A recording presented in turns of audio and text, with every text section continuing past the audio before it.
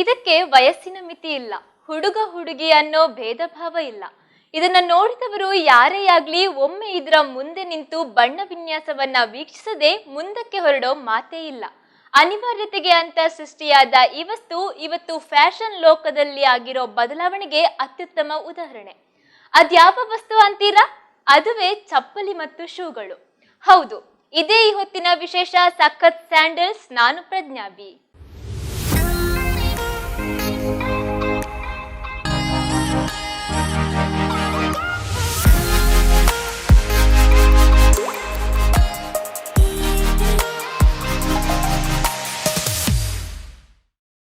Matching ಅಂದಾಕ್ಷಣ ಮೊದಲು ನೆನಪಾಗೋದು ಹೆಣ್ಮಕ್ಳು. ತಲೆಗೆ ಹಾಕೋ ರಬ್ಬರ್ ಬ್ಯಾಂಡ್ ನಿಂದ ಹಿಡಿದು ಬಳೆ, ಸರ, ಪರ್ಸು, ಕೊನೆಗೆ ಕಾಲಿಗೆ ಧರಿಸೋ ಚಪ್ಪಲಿ ಕೂಡ ಬಟ್ಟೆಗೆ ಮ್ಯಾಚಿಂಗ್ ಆಗಿರ್ತಿತ್ತು. ಆದ್ರೆ ಈಗೀಗ ಕೆಲವು ಹುಡುಗರು ಸಹ ನಾವೇನ್ ಕಮ್ಮಿ ಇಲ್ಲ ಅಂತ ವಿವಿಧ ರೀತಿಯ ಶೂಗಳನ್ನ ಬಟ್ಟೆಗೆ ಮ್ಯಾಚ್ ಮಾಡಿಕೊಂಡು ಧರಿಸೋದು ಕಾಮನ್ ಆಗಿದೆ. Sandals, slippers, heels, flip flop, pointed shoes ಹೀಗೆ ಅನೇಕ ರೀತಿಯ ಚಪ್ಪಲಿಗಳನ್ನ ಬಟ್ಟೆಗೆ ಮ್ಯಾಚ್ ಮಾಡಿಕೊಂಡು ಕ್ಯಾಟ್ ವಾಕ್ ಮಾಡೋದು ಯಾವತ್ತಿಗೂ ಫ್ಯಾಷನ್. ಇನ್ನು ಹುಡುಗರಾದ್ರೆ ಸ್ಪೋರ್ಟ್ಸ್ ಶೂಗಳನ್ನ ಬಟ್ಟೆಗೆ ಮ್ಯಾಚ್ ಮಾಡಿಕೊಂಡು ಧರಿಸ್ತಾರೆ.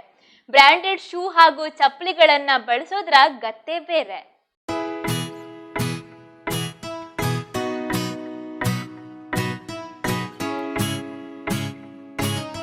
ಹೌದು, ರಾಮಾಯಣ ಮಹಾಭಾರತ ಕಾಲದಿಂದಲೂ ಪಾದರಕ್ಷೆಗಳ ಬಳಕೆಯ ಕುರುಹುಗಳನ್ನು ಕಾಣಬಹುದು. ಅಂದರೆ ಆಗಿನ ಕಾಲದಲ್ಲಿ ಕೇವಲ ಋಷಿ ಮುನಿಗಳು ಪಾದರಕ್ಷೆಯನ್ನು ಧರಿಸ್ತಾ ಇದ್ರು ಮತ್ತು ಅದನ್ನು ಪಾದುಕೆ ಎಂದು ಕರೆಯುತ್ತಿದ್ರು. ಸಂಸ್ಕೃತದಲ್ಲಿ ಪಾದುಕೆ ಅಂದರೆ ಕಾಲಿಗೆ ಧರಿಸುವ ವಸ್ತು ಅಥವಾ ಪಾದರಕ್ಷೆ ಎಂದರ್ಥ. ಅಂಥ ಪಾದುಕೆಗಳನ್ನು ಮರದಿಂದ ಮಾಡಲಾಗ್ತಾ ಇತ್ತು.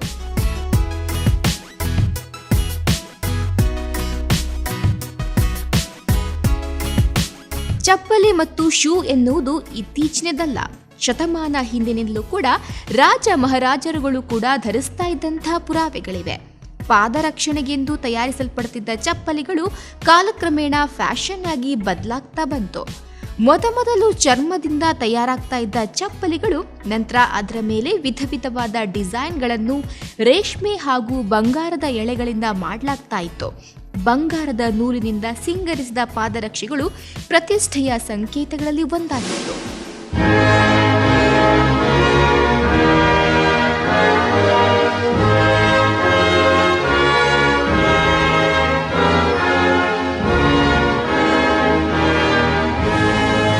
ದಿನ ಕಳೆದಂತೆ ಜನರಲ್ಲಿನ ಚಪ್ಪಲಿ ಮೇಲಿನ ಆಸಕ್ತಿ ಹೆಚ್ಚಾಗ್ತಾ ಬಂತು.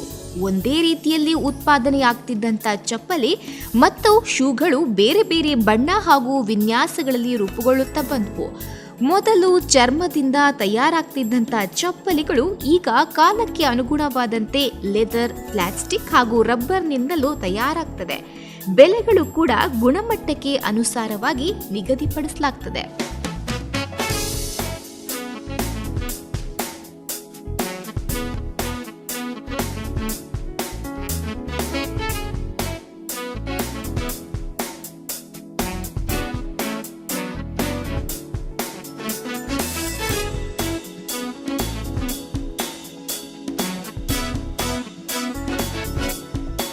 Boots, shoes, sandals, indoor, specific, traditional ಮುಂತಾದ ಅನೇಕ ರೀತಿಯ ಪಾದರಕ್ಷೆಗಳನ್ನು ಹುಡುಗಿಯರು ಮತ್ತು ಹುಡುಗರ ಅಭಿರುಚಿಗೆ ತಕ್ಕಂತೆ ವಿನ್ಯಾಸಗೊಳಿಸಲಾಗ್ತದೆ.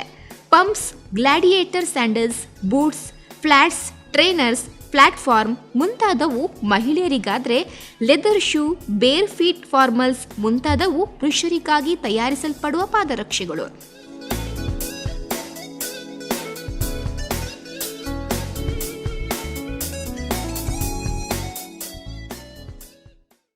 ಸಾಧಾರಣ ಚಪ್ಪಲಿಗೂ ಬ್ರಾಂಡೆಡ್ ಚಪ್ಪಲಿ ಧರಿಸೋದಕ್ಕೂ ತುಂಬಾನೇ ವ್ಯತ್ಯಾಸ ಇದೆ. ಶೋರೂಮ್ಗಳಲ್ಲಿ ಬ್ರಾಂಡೆಡ್ ಚಪ್ಪಲಿಗಳನ್ನ ನೋಡಿದಾಗ ಒಮ್ಮೆಯಾದ್ರೂ ಇಂತಹ ಚಪ್ಪಲಿಗಳನ್ನ ಧರಿಸಲೇಬೇಕು ಅಂತ ಅನ್ಸದೇ ಇರೋಕೆ ಚಾನ್ಸೇ ಇಲ್ಲ. ಹಾಗಾದ್ರೆ ಚಪ್ಪಲಿಗಳಲ್ಲಿ ಯಾವೆಲ್ಲ ಬ್ರ್ಯಾಂಡ್ ಸಿಗತ್ತೆ ನೋಡೋಣ ಪುಟ್ಟ ಬ್ರೇಕ್ನ ನಂತರ.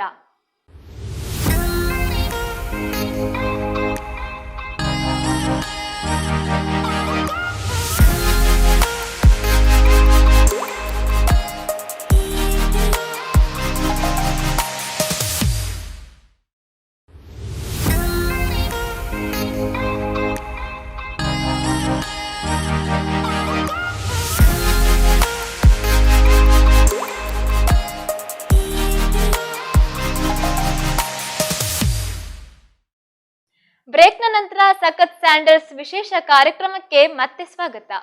ಬ್ರಾಂಡೆಡ್ ಚಪ್ಪಲಿಗಳು ಕೆಲವೊಂದಿಷ್ಟು ಕಂಪನಿಗಳಿಂದ ತಯಾರಾದ್ರೆ ಇನ್ನು ಕೆಲವು ಚಪ್ಪಲಿ ತಯಾರಿಕಾ ಕಂಪನಿಗಳೇ ಆಗಿವೆ. ಇವುಗಳನ್ನ ಧರಿಸುವುದರಿಂದ ಕಂಫರ್ಟ್ನೆಸ್ ಮತ್ತು ಕಾಲುಗಳ ಅಂದ ಹೆಚ್ಚಿದಂತೆ ಅನುಭವವಾಗುತ್ತವೆ. ಕೆಲವೊಮ್ಮೆ ಡಾಕ್ಟರ್ಸ್ ಕೂಡ ಇಂತಹದ್ದೇ ಚಪ್ಪಲಿಗಳನ್ನ ಧರಿಸಬೇಕು ಅಂತ ಸಲಹೆಗಳನ್ನು ನೀಡುವುದುಂಟು.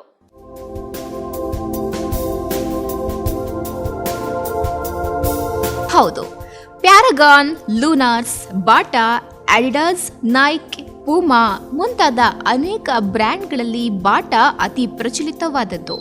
ಕಡಿಮೆ ಬೆಲೆಗೆ ಉತ್ತಮ ಚಪ್ಪಲಿ ಅಂದ್ರೆ ಬಾಟಾ ಎಂಬ ಖ್ಯಾತಿಯನ್ನ ಬಾಟಾ ಕಂಪನಿ ಪಡ್ಕೊಂಡಿದೆ. ವುಡ್ಲ್ಯಾಂಡ್ ಅಂದ್ರೆ ಅದು ಶೂ ಎನ್ನುವಷ್ಟರ ಮಟ್ಟಿಗೆ ವುಡ್ಲ್ಯಾಂಡ್ ಕಂಪನಿ ಜನಪ್ರಿಯತೆ ಪಡೆದಿದೆ.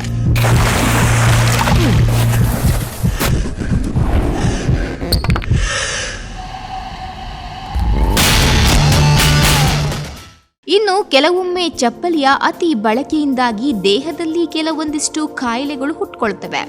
ಮೊದಲೆಲ್ಲ ಮಕ್ಕಳು ಹಿರಿಯರು ಕೂಡಿ ಅಂಗಳದಲ್ಲಿ ಓಡಾಡ್ತಿದ್ರು. ಆದ್ರಿಂದ ಕಾಲುಗಳಿಗೆ ಕಲ್ಲು ಮುಳ್ಳು ತಾಗಿ ಪ್ರಾಕೃತಿಕ ಚಿಕಿತ್ಸೆ ದೊರೀತಾ ಇತ್ತು. ಆದ್ರೆ ಈಗ ಹಾಗಲ್ಲ, ಎಲ್ಲವೂ ಕೂಡ ಕಾಂಕ್ರೀಟ್ ಮಯ. ಇದರಿಂದಾಗಿ ಮನೆಯ ಒಳಗೂ ಹೊರಗೂ ಚಪ್ಪಲಿಗೆ ಜನರು ಅಡಿಕ್ಟ್ ಆಗಿ ಹೋಗಿದ್ದಾರೆ. ಆದ್ದರಿಂದಲೇ ರಕ್ತದೊತ್ತಡದಂತಹ ಕಾಯಿಲೆಗಳು ಅಧಿಕವಾಗಿ ತಲೆದೂರಿ ಕಾಲುಗಳಿಗೆ ಆಕ್ಯುಪಂಕ್ಚರ್ ಚಿಕಿತ್ಸೆ ಅವಶ್ಯಕವಾಗ್ತಿದೆ.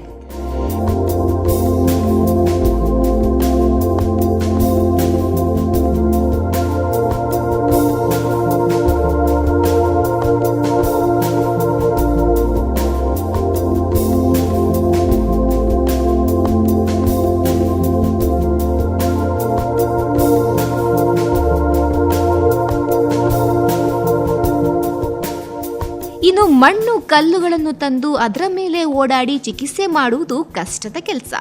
ಆದ್ದರಿಂದಲೇ ವಯಸ್ಸಾದವರಿಗಾಗಿ ಚಪ್ಪಲಿಯ ಮೇಲೆಯೇ ಮುಳ್ಳಿನಂತಹ ಪದರವನ್ನ ಮಾಡಿ ಪಾದಗಳನ್ನು ಅದರ ಮೇಲಿಟ್ಟಾಗ ನರನಾಡಿಗಳಲ್ಲಿ ಬ್ಲಡ್ ಸರ್ಕ್ಯುಲೇಷನ್ ಸುಲಭವಾಗುವಂತೆ ಚಪ್ಪಲಿಗಳನ್ನು ತಯಾರಿಸಲಾಗುತ್ತದೆ. ಇಂತಹ ಚಪ್ಪಲಿಗಳನ್ನು ಧರಿಸಿ ಇನ್ನು ತಮಗೆ ಬಿಪಿ ಅಂತಹ ಕಾಯಿಲೆಗಳೇ ಬರುವುದಿಲ್ಲ ಎಂದು ಬೀಗುವ ನಗರವಾಸಿಗಳನ್ನು ನೋಡುವುದೇ ಒಂದು ಚೆಂದ.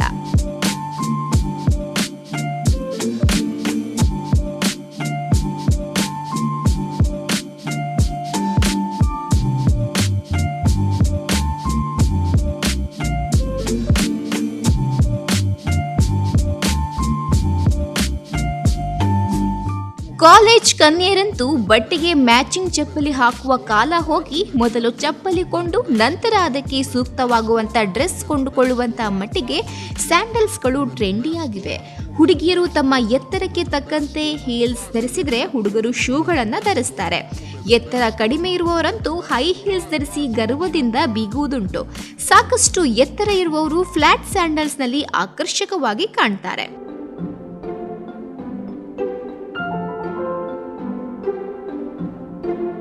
ಇನ್ನು ಎಲ್ಲಾ ಕಾಲಕ್ಕೂ ಒಂದೇ ರೀತಿಯ ಚಪ್ಪಲಿಗಳು ಸೂಟ್ ಆಗೋದಿಲ್ಲ. ಅವರವರ ದೇಹ ಹಾಗೂ ದೇಹಕ್ಕನುಗುಣಸಾರವಾಗಿ ಸ್ಯಾಂಡಲ್ಸ್ ಧರಿಸುವುದು ಉತ್ತಮ. ಬೇಸಿಗೆಯಲ್ಲಿ ಫ್ಲಿಪ್ ಫ್ಲಾಪ್ ಉತ್ತಮ, ಯಾಕಂದ್ರೆ ಬೇಸಿಗೆಯಲ್ಲಿ ಹಲವರಿಗೆ ಬೆವರಿನ ಸಮಸ್ಯೆ ಉಂಟಾಗಬಹುದು. ಆದ್ರಿಂದ ಆದಷ್ಟು ಪಾದಗಳಿಗೆ ಗಾಳಿ ಸೋಂಕುವಂತ ಚಪ್ಪಲಿ ಒಳ್ಳೆಯದು.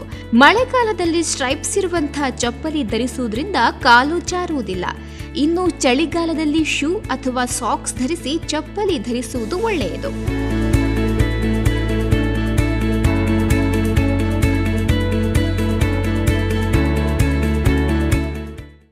ಟ್ರೆಂಡ್ ದಿನದಿಂದ ದಿನಕ್ಕೆ ಬದಲಾಗ್ತಾನೆ ಇರುತ್ತೆ.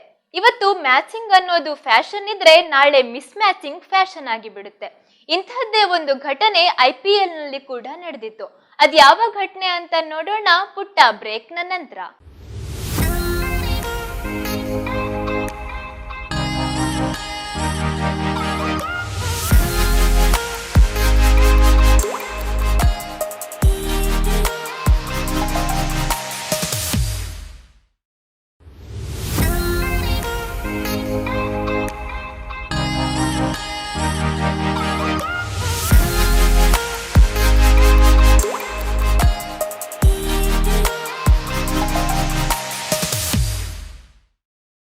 IPL ನಲ್ಲಿ ಸ್ಟಾರ್ ಕ್ರಿಕೆಟಿಗರು ಒಂದೊಂದು ಕಾಲಿಗೆ ಒಂದೊಂದು ರೀತಿಯ ಚಪ್ಪಲಿಗಳನ್ನ ಧರಿಸಿ ಕಣಕ್ಕಿಳಿದಿದ್ರು. ಇದನ್ನ ನೋಡುತ್ತಿದ್ದ ಅಭಿಮಾನಿಗಳಲ್ಲಿ ಆಶ್ಚರ್ಯದ ಬುಗ್ಗೆಯೇ ನಿರ್ಮಾಣವಾಗಿತ್ತು. ಏನಪ್ಪಾ ಇದು ಅಂತ ಮಾತನಾಡಿಕೊಂಡಿದ್ರು. ಆದ್ರೆ ಆ ಕ್ರಿಕೆಟಿಗರ ಸ್ಟೈಲಿಗೆ ಇದ್ದ ಕಾರಣನೇ ಬೇರೆ.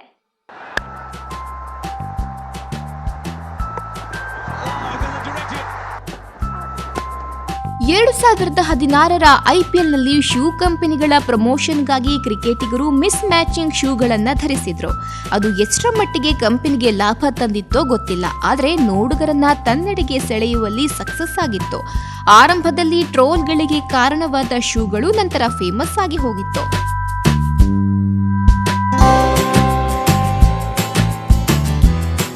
ಇನ್ನು ಚಿಕ್ಕ ಮಕ್ಕಳ ವಿಷಯಕ್ಕೆ ಬಂದ್ರೆ ಇತ್ತೀಚೆಗೆ ಕಾರ್ಟೂನ್ಗಳನ್ನು ಚಪ್ಪಲಿಗಳ ಮೇಲೆ ಪ್ರಿಂಟ್ ಮಾಡುವುದು ಟ್ರೆಂಡಿಯಾಗಿದೆ. Chhota Bheem, Spider Man, Dora ಮತ್ತಿತರ ಕಾರ್ಟೂನ್ ಚಪ್ಪಲಿಗಳಿಗೆ ಮಕ್ಕಳು ಮನಸೋಲ್ತಾರೆ. ಕಪಲ್ ಸ್ಯಾಂಡಲ್ಸ್, ವಾಟ್ಸ್ಆ್ಯಪ್, ಫೇಸ್ಬುಕ್ ಲೋಗೋಗಳಿರುವಂತಹ ಚಪ್ಪಲಿಗಳು ಕೂಡ ಮಾರುಕಟ್ಟೆಗೆ ಕಾಲಿರಿಸಿದೆ.